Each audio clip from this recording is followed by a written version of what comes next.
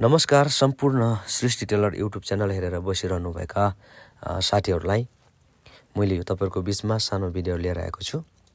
धेरैचोटि हामी सिलाइ व्यवसाय गर्ने मानिसहरूको जीवनमा चाहिँ यो समस्या आइरहेको हुन्छ। कैँचीमा धार नभएको कारण हामीलाई काम रोकिरहेको हुन्छ। त्यो अवस्थामा बजार हामी भन्दा हामी धेरै टाढा भएको बेला हामी सान लगाउन पनि जान सक्दैनौँ। त्यो अवस्थामा तपाईं र मसँगै भएको सामानबाट हामीले कैँची धारहरू कसरी गर्न सक्छौं त भन्ने कुराको भिडियो चाहिँ म तपाईहरुको मेरो बीचमा लिएर आएको छु। र यो एउटा सियो लिनुस् मेसिनको, अनि त्यसपछि सियोको एउटा काटिएको भाग हुन्छ। त्यो भागले कैँचीलाई चाहिँ बिस्तारै सरर एकदम आरामसित एउटै ब्यालेन्समा गरेर चाहिँ घोट्नुहोस्। तब कैँचीमा चाहिँ धार आउन सुरु गर्छ। त्यो गर्दै जानुहोस्। त्यसपछि धार आइसक्यो भने फेरि अर्कोपट्टि पनि हामीले गर्नुपर्छ। त्यसो भएको हुनाले मलाई विश्वास छ यो सानो भिडियोले तपाईहरुलाई सहयोग पुग्नेछ।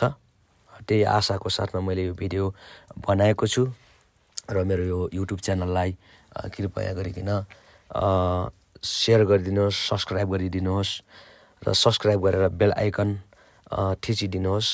र जसले गर्दा चाहिँ तपाईहरुको मोबाइलमा मैले भिडियो अपलोड गर्दा बित्तिकै आइपुग्छ र तपाईहरु मेरो भिडियो तपाई हेर्न सक्नुहुन्छ।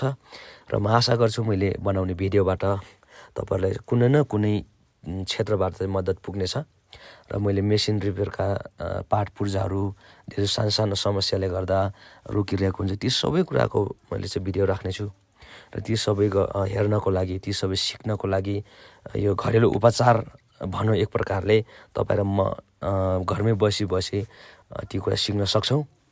र त्यसको लागि मेरो युट्युब च्यानललाई कृपया सब्स्क्राइब गरिदिनुहोस् र बेल आइकन थिचिदिनुहोस्, लाइक शेयर गरिदिनुहोस्, कमेन्ट गरिदिनुहोस्।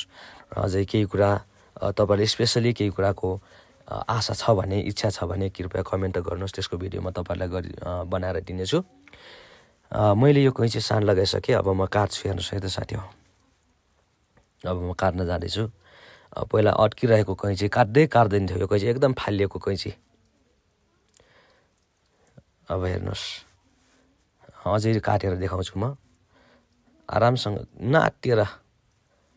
हेर्नुस्, काट्ने थिएन त्यो कैँची, अहिले मजाले काट्दैछ। यसकारण यस्तै सानो कुराहरुबाट तपाईहरुलाई सहयोग पुग्छ कि भन्ने एउटा विश्वासको साथमा मैले भिडियो बनाएको छु। र मलाई अझै भिडियो बनाउनलाई अझै हौसलाको लागि कृपया लाइक शेयर अनि सब्स्क्राइब गरिदिनुहोस् मेरो च्यानललाई।